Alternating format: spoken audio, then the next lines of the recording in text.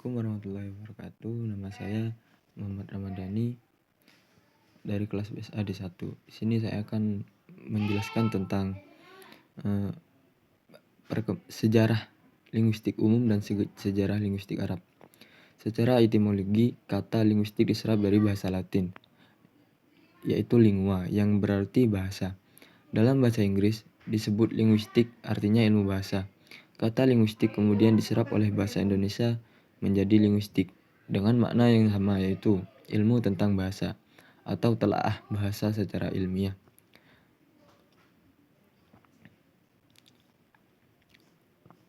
Sejarah singkat pertumbuhan dan perkembangan linguistik umum ditemukan banyak pendapat dari para ahli dalam mengklarifikasikan periodisasi sejarah pertumbuhan dan perkembangan linguistik. Abdul Khair misalnya membagi periodisasi pertumbuhan dan perkembangan linguistik kepada zaman Yunani, zaman Romawi, zaman pengetahuan, dan zaman Renaisans, dan zaman modern. Studi bahasa pada zaman Yunani dimulai sejak abad ke-5 Masehi sampai abad ke-2 Masehi. Masalah kebahasan yang muncul pada waktu itu adalah pertentangan antara visi dan nomos, pertentangan antara analogi dan anomali. Kedua persoalan ini menjadi pembahasan yang sangat alot di antara para linguistik kala itu. Di masa ini, para linguis mempersoalkan apakah bahasa itu bersifat alami atau bersifat konvensi. Bersifat fisis, maksudnya bahasa memiliki hubungan asal-usul atau sumber abadi dan tidak dapat ditukar oleh manusia. Dengan kata lain, antara lambang dan acuan memiliki hubungan yang pasti, sementara bersifat nomos. Maksudnya bahasa itu tidak memiliki hubungan yang pasti antara lambang dan acuan. Hubungan keduanya hanya bersifat konvensional atau kesepakatan di antara pemakai bahasa. Di antara tokoh-tokoh yang terlibat dalam persoalan ini antara lain Socrates. Ia berpendapat bahwa antara lambang dan acuan memiliki hubungan pasti. Di sisi lain, Aristoteles berpendapat bahwa hubungan antara lambang dan acuan bersifat konvensional. Di samping itu, bahasa juga dipersoalkan apakah beranalogi atau anomali. Plato dan Aristoteles berpendapat bahwa bahasa itu beraturan atau bersifat teratur. Dengan keteraturan itulah orang bisa menyusun tata bahasa. Sementara kelompok lain berpendapat bahasa itu tidak beraturan. Misalnya dalam bahasa Arab, kenapa jamak dari rasulun adalah rasulun, kenapa tidak rasuluna? Seperti kata muslimun yang jamaknya muslimunah. Dalam bahasa Inggris, kenapa bentuk jamak dari child adalah children, bukannya childs, dan lain-lain. Ini menunjukkan bahasa itu tidak teratur. Di samping itu, pada masa ini juga telah muncul pembicarakan tentang kelas kata. Di antaranya, Plato membagi kata kepada onoma dan rema. Aristoteles membagi kata kepada onoma, rema, dan sindesmoi. Kaum Stoa atau Stoik membagi kelas kata menjadi 4, yaitu nomen, verbum, sindesmoi, dan artoron. Selanjutnya kaum Alexandria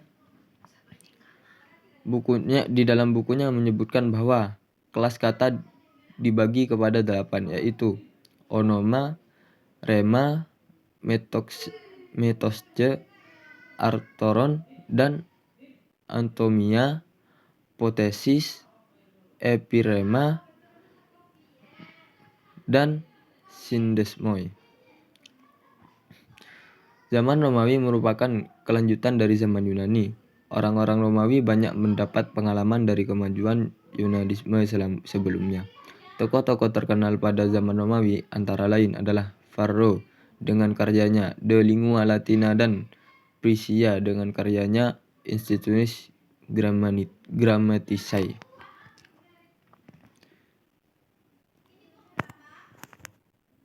Selanjutnya, pengertian bahasa. Secara sederhana, bahasa dapat diartikan sebagai alat untuk menyampaikan sesuatu yang terlintas di dalam hati. Namun lebih jauh bahasa adalah alat untuk berinteraksi atau alat untuk berkomunikasi. Dalam arti alat untuk menyampaikan pikiran, gagasan, konsep, atau perasaan. Dalam studi Sosiolinguistik bahasa diartikan sebagai sebuah sistem lambang berupa bunyi, bersifat arbitrer, produktif, dinamis, beragam, dan manusiawi. Bahasa adalah sebuah sistem, artinya bahasa dibentuk oleh sejumlah komponen yang berpola secara tetap dan dapat dikaidahkan. Sistem bahasa berupa lambang-lambang bunyi. Setiap lambang bahasa melambangkan sesuatu yang disebut makna atau konsep. Karena setiap lambang bunyi itu memiliki atau menyatakan suatu konsep atau makna, maka dapat disimpulkan bahwa setiap suatu ujaran bahasa memiliki makna. Contoh, lambang bahasa yang berbunyi nasi mengembangkan konsep atau makna sesuatu yang biasa dimakan orang sebagai makanan pokok. Karakteristik bahasa.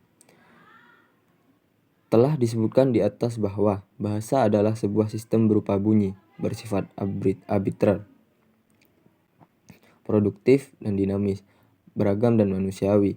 Dari pengertian tersebut dapat disimpulkan bahwa di antara karakteristik bahasa adalah arbitrer, produktif, dinamis, beragam, dan manusiawi. Bahasa bersifat arbitrer. Bahasa bersifat arbitrer artinya hubungan antara lambang dengan yang dilambangkan tidak bersifat wajib, bisa berubah dan tidak dapat dijelaskan mengapa lambang tersebut mengonsepi makna tertentu. Secara konkret, alasan kuda melambangkan sejenis binatang berkaki 4 yang bisa dikendari adalah tidak dijelaskan, meskipun bersifat arbitrer, tetapi juga konvensional. Artinya setiap penutur suatu bahasa akan mematuhi hubungan antara lambang dengan yang dilambangkannya. Dia akan mematuhi, misalnya, lambang buku hanya digunakan untuk menyatakan tumpukan kertas bercetak yang dijilid, dan tidak untuk melambangkan konsep yang lain. Sebab jika dilakukannya berarti dia telah melanggar konvensi itu. Bahasa bersifat produktif. Bahasa bersifat produktif artinya dengan sejumlah besar unsur yang terbatas, namun dapat dibuat satuan-satuan ujaran yang hampir tak terbatas. Misalnya, menurut Kamus Umum Bahasa Indonesia Susunan WJS Purwadaminta, bahasa Indonesia hanya mempunyai kurang lebih 23.000 kosakata. Tetapi dengan 23.000 buah kata tersebut dapat dibuat jutaan kalimat yang tidak terbatas. Bahasa bersifat dinamis. Bahasa bersifat dinamis berarti bahwa bahasa itu tidak lepas dari berbagai kemungkinan perubahan sewaktu-waktu. Dapat terjadi perubahan itu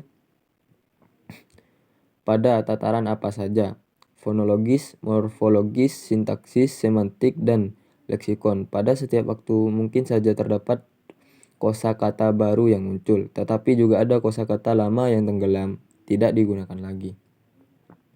Bahasa bersifat beragam. Bahasa itu digunakan oleh penutur yang heterogen yang mempunyai latar belakang sosial dan kebiasaan yang berbeda. Maka bahasa itu menjadi beragam baik dalam tataran fonologis, morfologis, sintaksis maupun tataran leksikon. Bahasa Jawa yang digunakan meskipun bahasa mempunyai kaidah atau pola tertentu yang sama.